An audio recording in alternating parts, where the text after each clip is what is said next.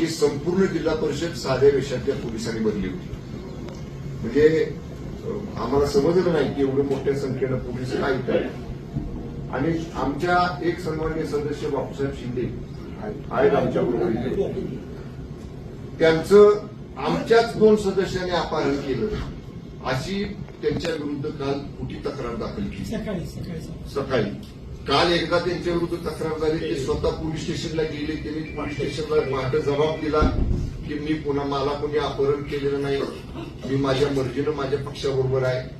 ती स्टेटमेंट दिल्यानंतर दुसरा गुन्हा 6:15 वाजता दाखल केला आणि त्याच्यामध्ये आमच्या 4 राष्ट्रवादी काँग्रेस पक्षाचे 4 लोकांची नावं घातली. त्याच्यामध्ये 2 नावं आमच्या जिल्हा परिषद सदस्यांची होती, 2 नावं इतर होती. मांडवे, संदीप मांडवे आणि अनिल देसाई हे सदस्य जे आमच्याबरोबर इथनं सकाळी आम्ही गेलो.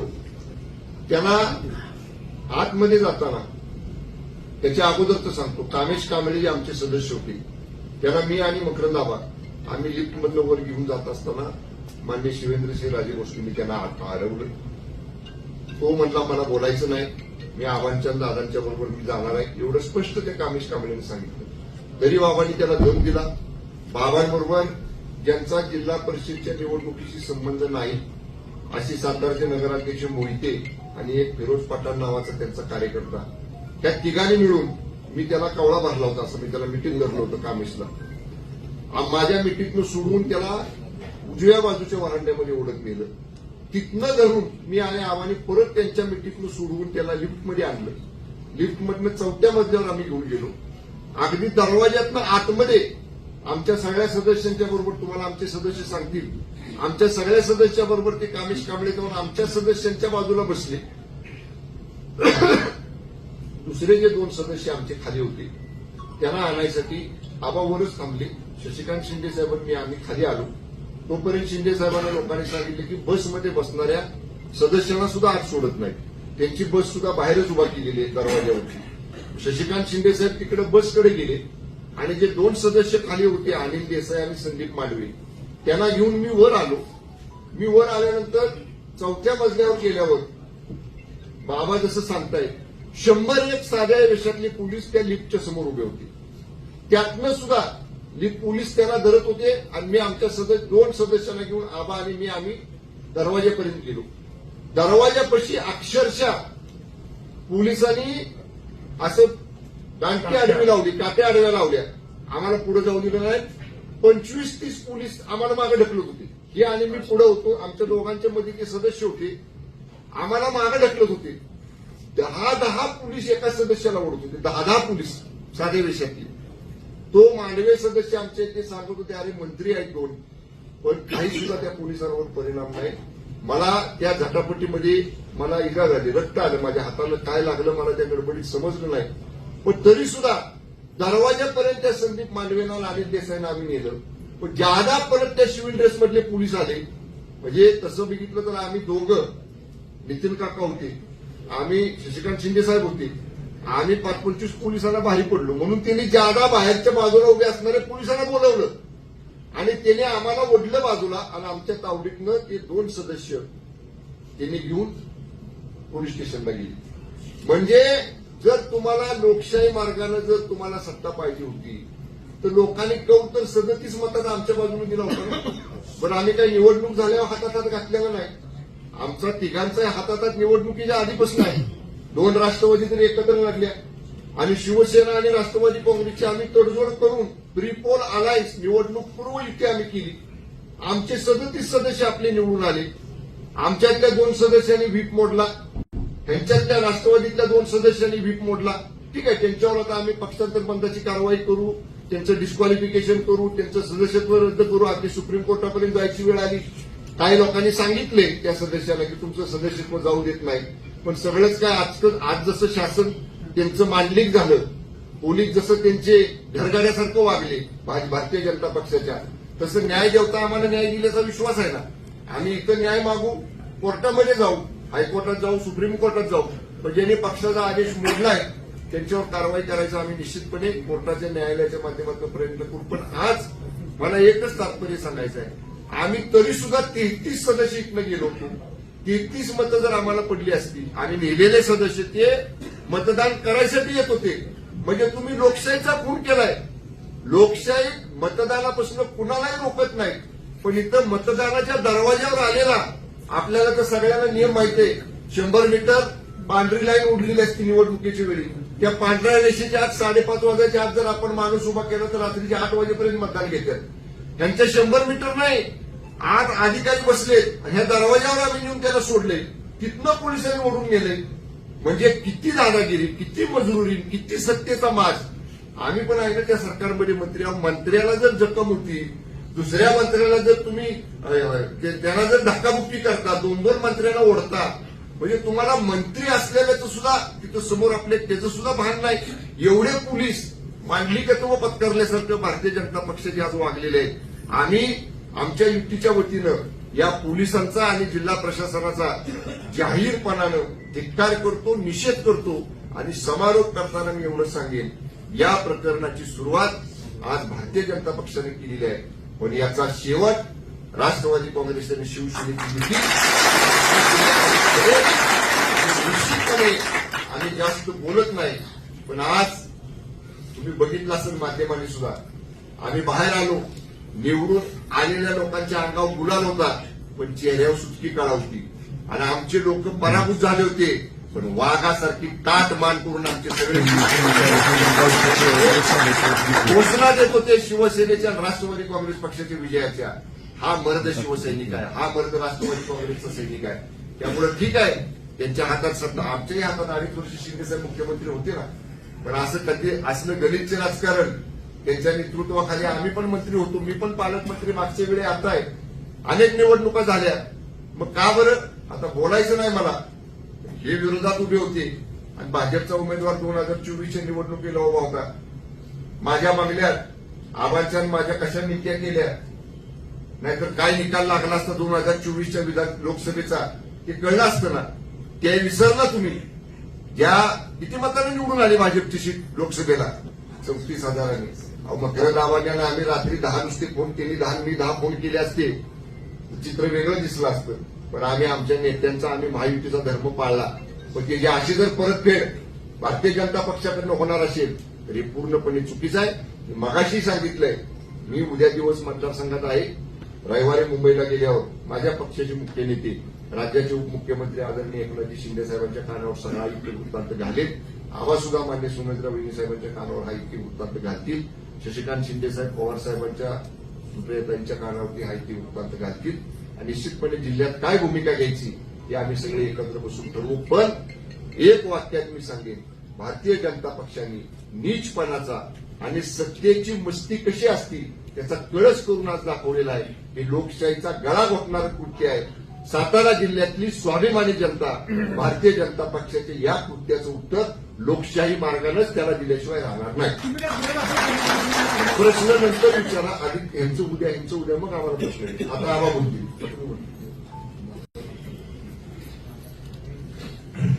आज सातारा जिल्हा परिषदेच्या उपाध्यक्ष पदाची निवडणूक होती. पालकमंत्री शंभूराजे देसाई, विक्रम पाटील, नितीन काका आणि आम्ही जरा शांत सगळ्यांनी येऊन ही निवडणूक लढवत असताना जनतेने यशवंतराव चव्हाणांच्या आणि असलेल्या भूमिकेला पाठिंबा देऊन या सातारा जिल्ह्याने इतिहास घडवला. 37 सदस्य आमचे निवडून आले होते. सत्तेच्या माध्यमातून 4 सदस्य आमिष आणि दबावखोरी फोडण्याचा प्रयत्न केला. कालपर्यंत 33 सदस्य आमच्याबरोबर होते, आहेत, आजही होते. सत्ता मिळवण्यासाठी सगळे प्रयत्न केल्यानंतर सुद्धा भाजपला यश येत नाही म्हटल्यानंतर सत्तेचा दुरुपयोग करण्याचा प्रयत्न झाला, त्याचा उल्लेख केला गेला. ज्या सदस्याचा अपहार झाला सांगतात तेच सदस्य आमच्यावर मतदानाला आहे आणि ज्यांच्यावर गुन्हा दाखल केला ते त्यांच्याबरोबर होते. पोलिसांनी कुठला गुन्हा दाखल केला मला माहित नाही, पण नितीन काकांनी काल जाऊन वाईमध्ये त्या असलेल्या शिंदे साहेबांनी त्या ठिकाणी प्रत्यक्ष सांगितले मला कुठल्याही प्रकारचं अपहरण झालं नाही. काल जेव्हा ते महाबळेश्वरला तक्रार करायला गेले, सांगायला गेले, तेव्हा त्यांना सांगितलं इथं तुमची निवेदन घेणार नाही, तुम्हाला वाईला जावं लागेल. आणि आज या सभागृहामधून ज्या वेळेला 2 सदस्यांना घेऊन जातात ते महाबळेश्वरला नेत आहेत. कारण महाबळेश्वरून परत यायला त्यांना भेटू नये अशा प्रकारचं पोलीस यंत्रणेने जे काम केलेलं आहे. ही निवडणूक भारतीय जनता पार्टी लोकशाही जिंकलेली नाही. ही निवडणूक प्रशासनाचा बळाचा आणि पोलीस यंत्रणेचा वापर करून केलेली आहे. कुठल्या नियमामध्ये बसतो? मतदानाचा अधिकार असलेल्या सदस्याला मतदान देण्याच्या बाबतीमध्ये जर पोलिसांनी हरकत घेतली असेल तर आम्ही त्याच्यावर एफआयआर दाखल करणार, कोर्टात जाणार. मतदानाचा वंचित करण्याचा अधिकार कोणाला नसताना सुद्धा म्हणजे अगदी तुरुंगात असलेला गुन्हेगार सुद्धा उमेदवारी करतो आणि त्याला मतदानाला पाठवतात. इथे गुन्हेगार नसताना लोकांना त्या ठिकाणी मतदानाचा अधिकार मधून दिला नाही. भीती होती सत्ताधारी म्हणून. मला एवढंच सांगायचं आहे, यामध्ये पूर्णपणाने पोलीस यंत्रणेचा पूर्णपणाने पाठीकर झालेली आहे. एसपी असतील किंवा बाकीच्या सगळ्या प्रशासनाने एफआयआर दाखल करण्याच्या बाबतीमध्ये घाई केली. 2 मंत्री आणि सगळे सदस्य गेटवर गेल्यानंतर सुद्धा आज ज्या वेळेला त्यांना खेचून नेतात तिथे अधिकाराचा वापर करतात आणि त्याला कमी का काय? सभागृहामध्ये आमच्या सगळे सदस्य बघतात, महिला भगिनी वगैरे सगळे. कामेश कांबळे हा आमच्याबरोबर होता. त्या कामेश कांबळेला सगळे मंत्री शिवेंद्रराजे असतील, सगळे आमदार असतील, त्या प्रक्रियेच्या आतमध्ये जातात. त्या प्रक्रियेमध्ये आम्हाला सुद्धा जायचा अधिकार नाही. त्या प्रक्रियेमध्ये जातात आणि त्यांना सांगतात तू मतदान केलं पाहिजे. काय करत होते कलेक्टर? तुम्ही तिथे प्रमुख होता ना, तुमच्या समोर अशा पद्धतीने केलं जात आहे. आणि तेवढंच नाही तर त्याचा हात वरती करण्यासाठी सरळ सांगता याचा हात वरती करावा. त्या दोघांना हात वरती करायला लावतात. आमचं मागणं आहे हे सर्व सीसीटीव्ही फुटेजमध्ये आहे. खाली असलेल्या उमेदवाराला सदस्याला पळवून नेणं हे पण सदस्य पोलिसांच्या असलेल्या आतमध्ये एवढं धाडस दाखवतात म्हणजे यांना कायद्याची आणि सरकार आमच्या बापाचं नाही असं वाटायला लागलं. त्या पद्धतीने केलेलं आहे. मला वाटतं हा निषेध आहे. हे रडीचा नाव आहे. कोर्ट कचेऱ्या आम्ही करून जनतेच्या दरबारात सुद्धा जाऊ. पण ही सत्ता ज्या पद्धतीने मिळवण्यासाठी हक्काच आहे. सगळंच आम्हाला मिळालं पाहिजे. त्यासाठी वाटेल त्या तटाला जाण्याचा प्रयत्न. आमच्या सदस्य महिला भगिनी रडल्या, आक्रमक झाल्या म्हणजे हे कुठला प्रकार आहे? म्हणून ज्या पद्धतीने या असलेल्या सरकारचा उपयोग करून, सत्तेचा उपयोग करून या जिल्ह्यामध्ये ज्या पद्धतीने सत्ता मिळवलेली आहे त्यांना तर आम्ही डिस्क्वालिफाईड करणारच. पण ही सत्ता उलटवण्यासाठी आम्ही संपूर्ण ताकद लावणार. आणि वेळ पडली तर न्याय मिळाला नाही तर हे प्रशासन असंच जर चालणार असेल त्या प्रशासनाच्या विरोधात सुद्धा रस्त्यावर उतरावं लागेल हा इशारा आम्ही देतोय. आणि मला वाटतं की आज जनता आमच्या बरोबर आहे, कार्यकर्ते आमच्या बरोबर आहे. आणि मला खात्री आहे की जिल्हा परिषदेचा अध्यक्ष उपाध्यक्ष हा आमच्या आघाडीचाच झाला असता हे त्रिवार सत्य होतं. पण रडीने हा डाव खेळण्याचा प्रयत्न केलेला आहे त्याचा आम्ही निषेध करतोय. परंतु पोलीस यंत्रणेने आम्ही पोलिसांवर सुद्धा एफआयआर दाखल करणार आहे. पोलिसांवर सुद्धा कोर्टात केस दाखल करणार आहे. पोलिसांवर पण करणार, जिल्हाधिकाऱ्यावर पण करणार केस दाखल. तुम्ही ज्या पद्धतीने चुकीच्या पद्धतीने आणि आमची मागणी आहे जे सीसीटीव्ही फुटेज आम्हाला मिळालं पाहिजे जिल्हाधिकाऱ्याच्या निवडणूक प्रक्रियेला आणि त्याचबरोबर जिल्हा परिषदेच्या प्रिमाइसमध्ये सर्व सीसीटीव्ही फुटेज मिळाले पाहिजे अशी आमची मागणी आहे. आणि तशा प्रकारचे सगळे पुरावे घेऊन आम्ही कोर्टामध्ये लढाई तर जिंकू पण रस्त्यावर सुद्धा जिंकू एवढा इशारा आम्ही देतो. आणि मला मगाशी एक सांगायचं राहिलं, शिंदे साहेब जसं म्हणते तसं पोलिसांच्या बळाचा मी वारंवार मगाशी माझं मनोगत सांगताना जो उल्लेख केलाय. पोलीस त्यांचे मी म्हटलं तसं घरगाड्यासारखे वागलेले आहेत. आणि या पोलिसांचे प्रमुख या जिल्ह्याचे जे पोलीस अधीक्षक आहेत तुषार दोशी यांना तात्काळ निलंबित करावं अशी सुद्धा आणि या ठिकाणी आज 2 मंत्री आम्ही या ठिकाणी करतोय. मंत्रिमंडळाच्या बैठकीमध्ये सुद्धा हा विषय आम्ही मंत्रिमंडळासमोर नक्की मांडू. पण लोकांच्या वतीनं, जिल्ह्याच्या वतीनं, जिल्ह्यातल्या या राष्ट्रवादी काँग्रेस पक्ष शिवसेना युतीच्या वतीनं पोलीस अधीक्षक तुषार दोशींना तात्काळ निलंबित करावं ही आमच्या आज या आमच्या युतीची या ठिकाणी मागणी आहे. जरा ऐका. सातारा जिल्हा परिषदेच्या अध्यक्षपदाची आणि उपाध्यक्षपदाची जी निवडणूक पार पडली, अरे जरा आपसात बोलू नका ना.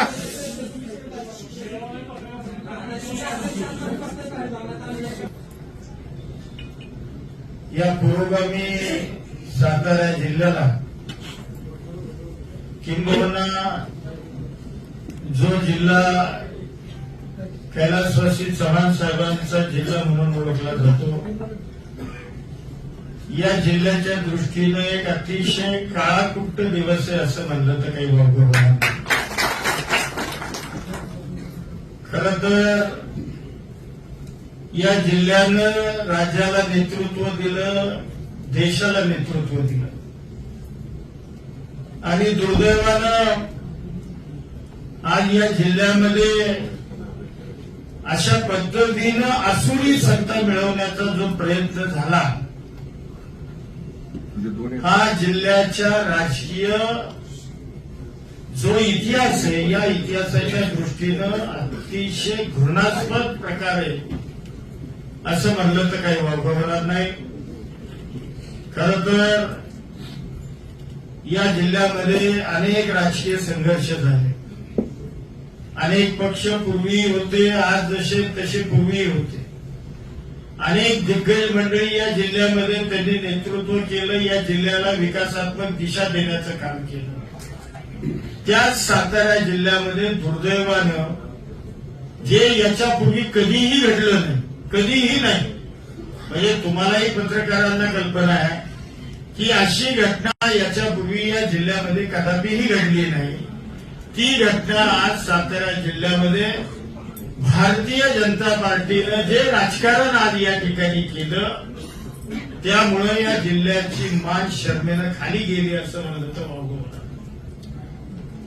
खरं तर आमची मेजॉरिटी होती. लोकशाहीमध्ये